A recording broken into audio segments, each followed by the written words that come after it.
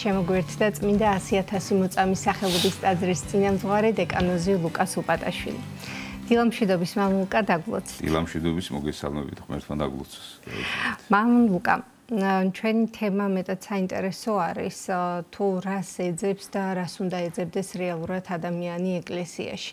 მოდით თავდაპირველად ვისაუბროთ თუ რა არის ეკლესია, რატომ დააწესა უფალმა და როგორც ამბობენ ცოცხალი ორგანიზმია და ეს რომ განმარტოთ რას ნიშნავს ეკლესია იყოს ცოცხალი ორგანიზმი და ამავდროულად სულის საავადმყოფო როგორც წმინდანები მოიხსენიებენ და სულის მაკურნებელი.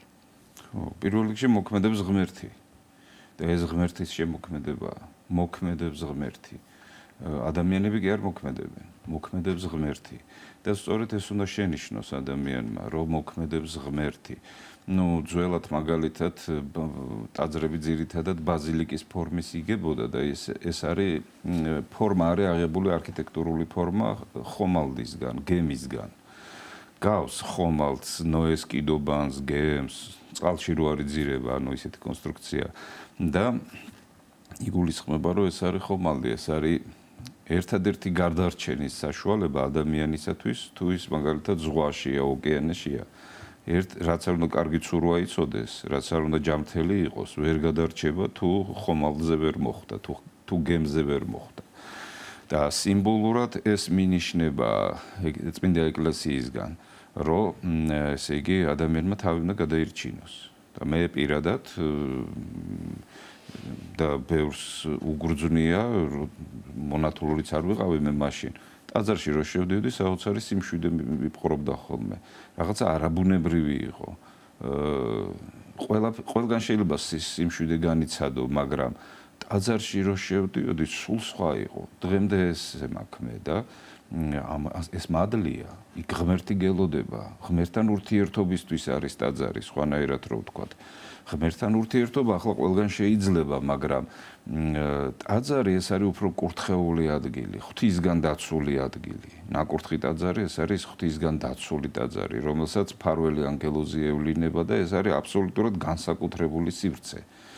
სადაც როდესაც შედიხარ, რაღაცნაირად ოკეანიდან, ზღვიდან შედიხარ რაღაცა სულ სხვა გარემოში. სადაც სიმშრალეც არის, სითბოც არის, მოსვენებაც შეგიძლია.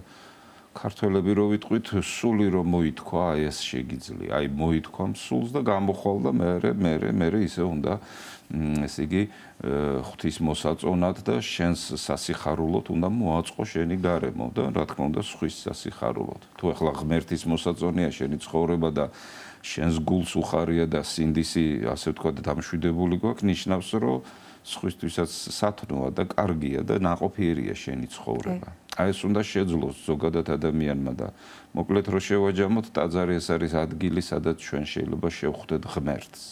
თუ ღმერთს არ იცნობ, თუ ღმერთთან ურთიერთობის პრაქტიკა დავიწყებული გაქვს და ცოდვებში ვართ ჩავარდნილი და ასე შემდგომ, პირველი როდესაც შევალთ, სიმშვიდეს ვიგრძნობთ, რაღაცა მყუდროებას ვიგრძნობთ და არ უნდა იჩქარო იქიდან გამოსვლა. უნდა იქ იმყოფებოდე და დაიმშვიდო შენი სული. დიახ.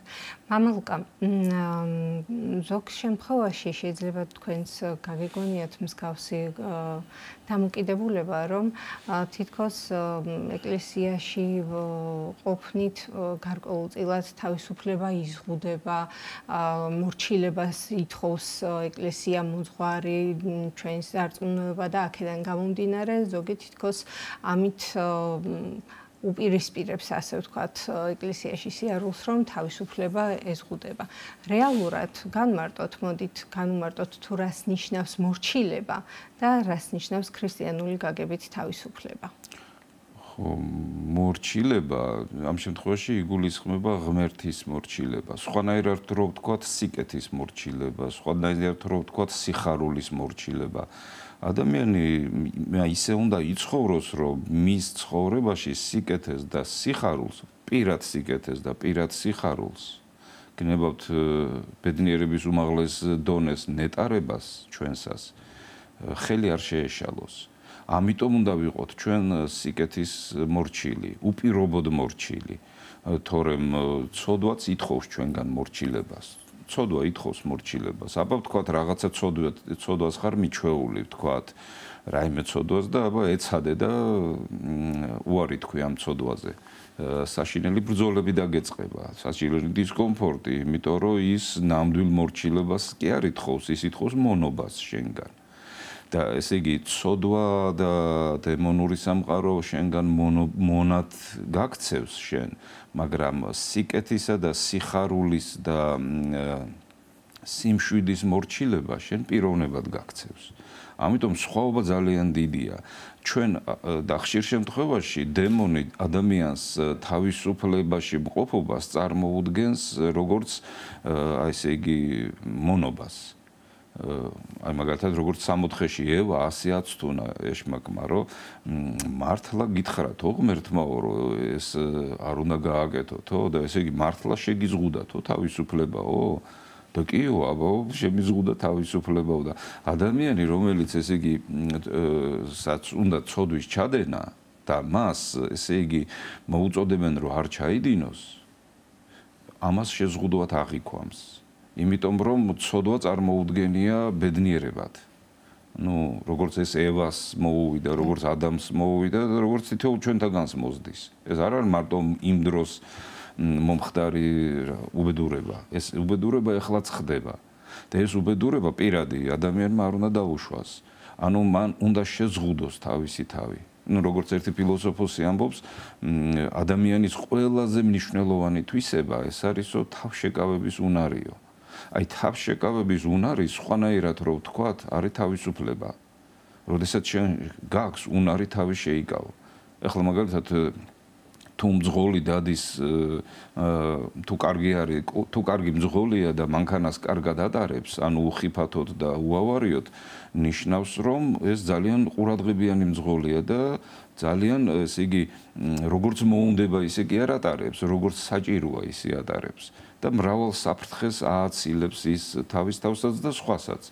და აი ზუსტად ეს არის თავისუფლება. როდესაც შენ შეგიძლია მართო შენი თავი და ჩვენ რომ მართოთ ჩვენი თავი, რომ სიკეთე შეგვეყაროს, რომ სიკეთეში ვიყოთ, დაცულები რო ვიყოთ. ღმერთმა მოგცა ჩვენ მცნებები. და ეს მცნებები ისეთი წითელი ხაზებია, რომელიც ჩვენ გვეუბნება, რომ აი თუ ამ მცნებებს დაარღვევ, ძალიან დიდ პრობლემებს შეეყრები. აღმოჩნდები ოკეანეში ოღონდ გემს გარეთ და გადარჩენის შანსი უკვე 0-ის ტოლია. გამორიცხულია რომ გადარჩე, გამორიცხულია. თუ მცნებებს არ იცავ, გამორიცხულია შენ დაჭერილი ხარ უკვე დემონური ძალებისგან და ნუ შენ თვითონაც არასწორად ცხოვრობ და შენში რაც მოხდება, შეჩერდება სიცოცხლე, ჩაქრება ცეცხლი, გახმება სიყვარული. მოკვდები შინაგანად და უბრალოდ აი ამ სიკვდილს უნდა გაერქცეს ადამიანი და მორჩილება იმიტომ არის საჭირო მცნებების და იმიტომ არის სიკეთის მორჩილება საჭირო რომ ჩვენ მე თუ ვარ მიჩვეული რაღაცა ცოდვებს იმ ცოდვის ჭკუაზე გავივლი და არა სიკეთის ჭკუაზე და მე უნდა ყველანაირად ვაიძულო ჩემი თავი თავშეკავებით რომ გავხდე მორჩილი სიკეთისა.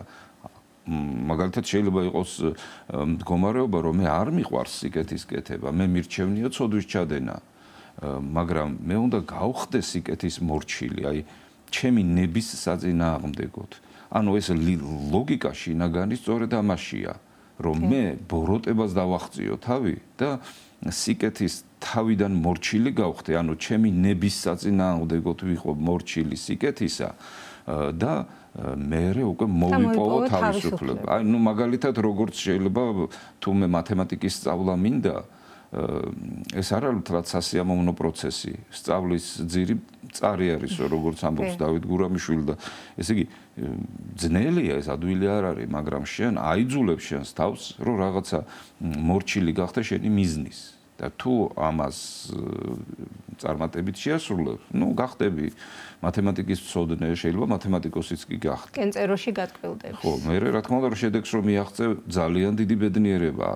აი შედეგის მიღწევა ეს არის ძალიან დიდი ბედნიერება ადამიანის სულისთვის, ფსიქიკისთვის, ჩვენი სხეულისთვისაც კი, აი მთელი ესეთი დადებითი ჰორმონები გამოიყოფა და ადამიანი უბრალოდ ბედნიერია ამით და შენ ბედნიერი უნდა იყო.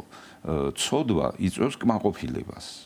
ესე იგი, ცოდვის ჩადენის დროს ადამიანს ჰორმონები არ გამოეყოფა, ანუ ენდორფინები და ეს დადებითი განწყობა არ გეუფლება.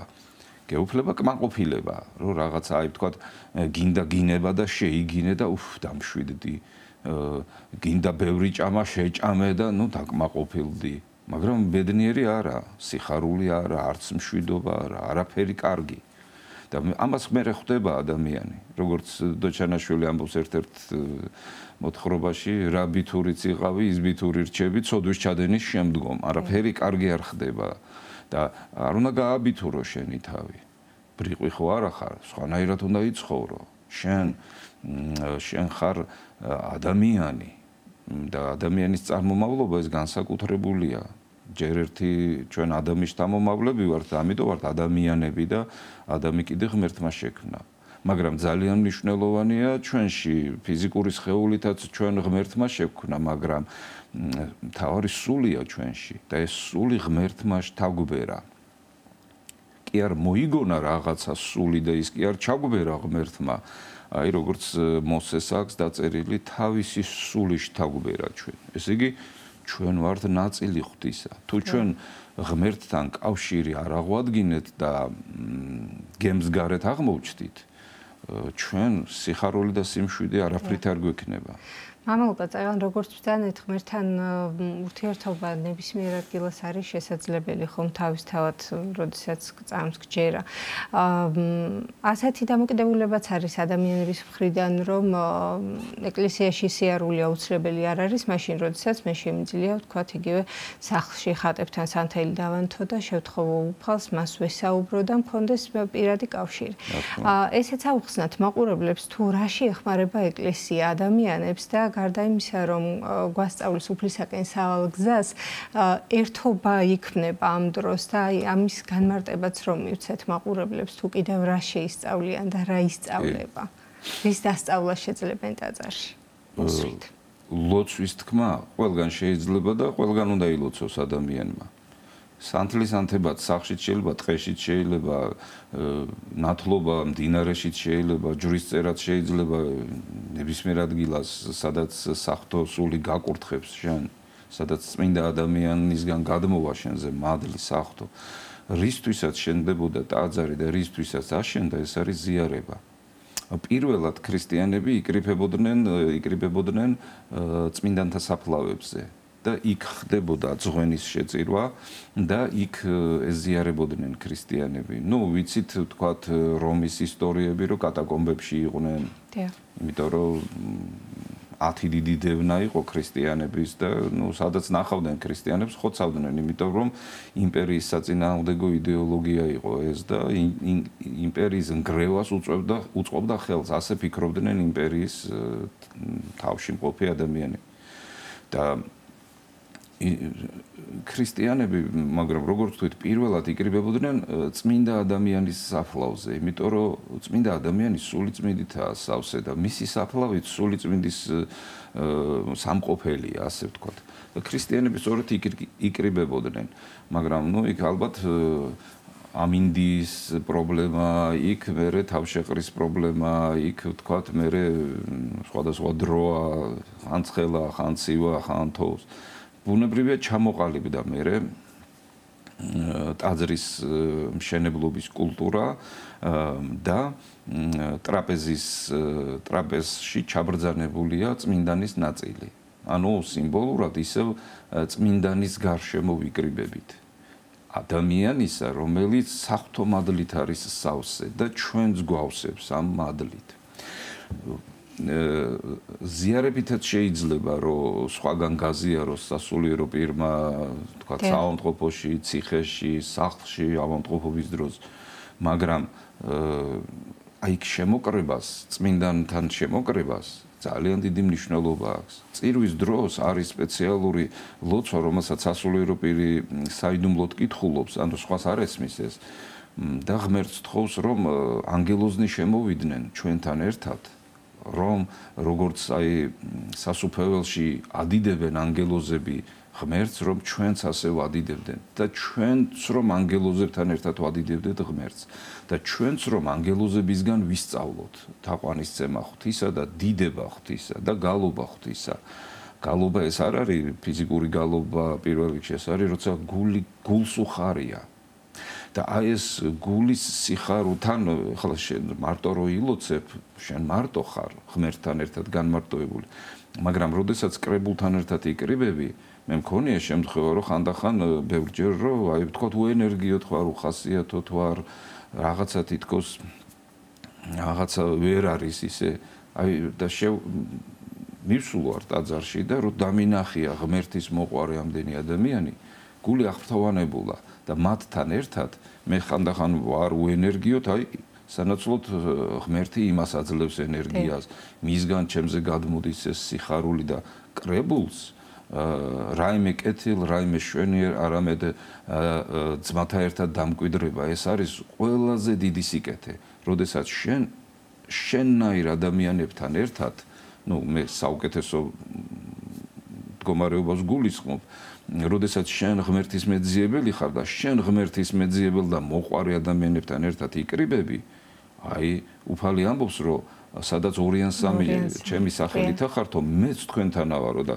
მარტო შენ კი არა ხარ ლოცვის დროს სახლში, ტაძარში სულ სხვა რაღაცა ხდება, ვართ ჩვენ ერთად, ერთობით, ღვთის მოყვარენი, ღვთის მეძიებელნი, ნაკლის მატარებელნი, მაგრამ ღმერთით აღფრთოვანებულნი და ღმერთი კიდე იქვია, იქ არის ღმერთი და შეიძლება მას შენ ვერ ხედავ ახლა შენი სულიერი თვალით, მაგრამ გრძნობ სიმშვიდეს, გრძნობ სიხარულს, გრძნობ ადამიანი რომ ბედნიერია და ამ სიხარულით სავსე ადამიანის, მადლით სავსე ადამიანის ყურებაც კი სასურველი, ეს სასიამოვნოა და საამოა და დამამშვიდებელია შენთვის.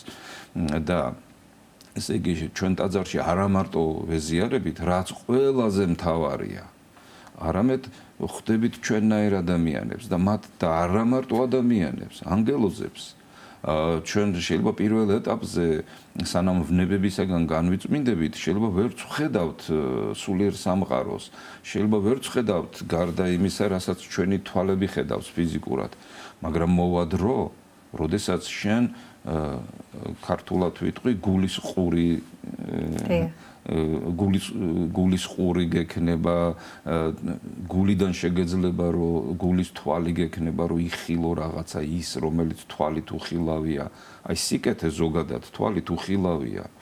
ისე როგორც ბოროტება, საქმით ხორციელდება, ხო ის, მაგრამ არის მდგომარეობა, ნებისმიერ ადამიანს ექნება ეს მდგომარეობა, თუ შენ ვნებებს შეაჩერებ და მეერე შენში გაიხსნება ის ღირებულებები, ის ღირსებები, რომელმაც ღმერთმა ჩადო ჩვენში.